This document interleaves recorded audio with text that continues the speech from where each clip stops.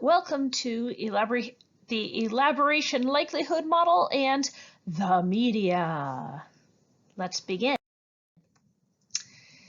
So the elaboration likelihood model is about how much people are going to think about what you have told them, or really how much you are going to think about what other people have told you. And we're going to discuss this model today, and we're going to apply it to how the media attempts to persuade you. So first, let's start with this scenario. You need a ride to the airport at 4 a.m. on Friday. How do you convince your friend to drive you? Now we're imagining that this is a non-COVID-19 scenario, but what are some of the ways that you might try to convince your friend to drive you to the airport at 4 a.m. on a Friday? Go ahead, think.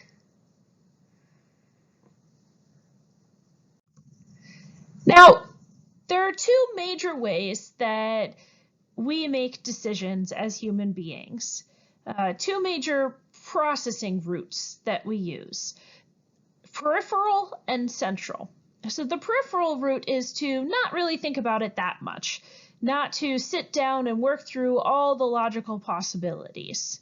And chances are many of the ways that you thought of to try to persuade your friend may have fallen into this category. You may have thought about reciprocation. You owe me. Or consistency. We've always done it this way. Or social proof. Everyone's doing it. Or liking. Don't you like me? Or authority. Because I'm the mom and I say so. Or scarcity. If we don't do it now, we'll never be able to. And I'm sure that these all are familiar to you. You've either used them or other people have used them on you, or you've seen other people use them on other people. But none of these rely on someone sitting down and laying out a careful argument point by point. Central processing relies on a lot of mental effort, and you have to think it through very carefully. This has parts like motivation, how much it applies to somebody, and how much they themselves are the sort of people who need to understand and think through decisions a lot. So people who want to take the central route of processing have to be motivated to do it. So people are only going to take this central route if they are motivated to do so, if it applies to them a lot, and they're the sort of people who care a lot about thinking through decisions and really understanding them.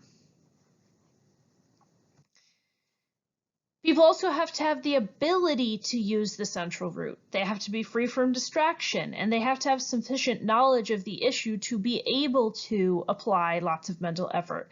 If you don't know anything about a topic, you're not going to be able to think it through clearly because you're just not going to know enough about it to do so. My husband has been asking me to play lots of sports video games with him, which is lovely, but he asked me, okay, so do you want to run this playbook or this playbook in basketball? And I'm like, I don't know. I don't know anything about either of those things. I will flip a coin, right? I have to use a peripheral processing for that because I don't know. I can't apply central processing. I don't know enough about that thing to be able to apply lots of mental effort and make a good decision. It also depends on the argument quality and my initial attitude towards it, whether I'm going to apply central processing. Maybe I just don't care. Maybe I think that it's a stupid argument and it's just not worth my time. So here is the model that we're talking about. You have the message, which is the persuasion attempt, And then a person can choose to process that message through the central route or the peripheral route. The central route, the person has a high, the central route, the audience or the person has a high motivation and ability to think about the message. Their processing approach is deep processing, focused on the quality of the message arguments, and the persuasion outcome is lasting change that resists fading and counterattacks. So this is a very good outcome, right? You really change their mind, and you change it for a long time, and maybe forever, maybe permanently. And so this kind of change is a really deep and meaningful change. But it's hard to get to. If you go the peripheral route, you get low motivation or ability to think about the message, superficial processing focused on surface features, like if the person looks nice, and low motivation or ability to think about the message, which leads to maybe short-term change, but it doesn't really stick. So if you think about these two things, the top route is a lot more like public relations work, and the bottom is a lot more like marketing. The way that we talked about it last week and the week before, the way we've been talking about those two things in this course. Now, not all people agree with this model. Kruglonsky thinks that this model should be thought of as a spectrum, not a binary, that it's not that you can go on one route or the other, that it's not like two different tracks you can go on, but that it's a spectrum, that you can be like, pardon my broken hand, from one side of it to the other side of it, and you can be more central or more peripheral or somewhere in between, but that this is not actually a binary choice. All right, so let's talk about how this applies to media, because that's what you read about for today in your textbook. Many people distrust the media, right? The media, because they assume ads and other content are trying to use the peripheral route. And I just said that. I just said that a lot of marketing is trying to use the peripheral route. So when is it a good idea to tend toward the peripheral route? Well, sometimes you just have to make a really quick decision. I can't every day when I get up in the morning decide with deep concentration what kind of coffee to have. I can't. I'm not awake enough, right? Sometimes you just need to make a decision really quickly. Sometimes you should make a decision really quickly. We can't have long debates every day about everything. Our society wouldn't function. We need to make careful decisions about important things. We don't need to make careful decisions about unimportant things. And although it can be fun to sometimes as a form of playing, but we don't need to make careful decisions about every single thing in our lives all the time. So it's when we get these things flip-flopped that it can be a problem for us. We need the central route when something is very important, when it has large consequences, when it has lasting impact, right? And so the important thing is not always use the central route or always use the peripheral route. But to know when to use which one and to be wise about that choice and that decision. Okay, so let's talk about the media. And by this we mean television, advertising, news coverage, and the media I put in quotes because when people say, oh, the media,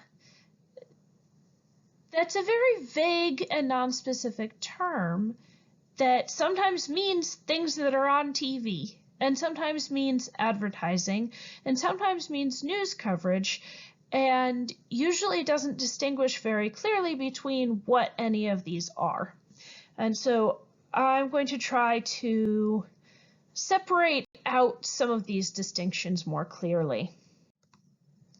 Okay, so one of the things that people say is that the media is biased. So researchers studied bias on cable news networks, and this is what they found.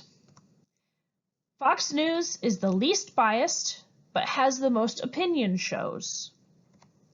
MSNBC is the most biased, and it's biased towards liberal point of view.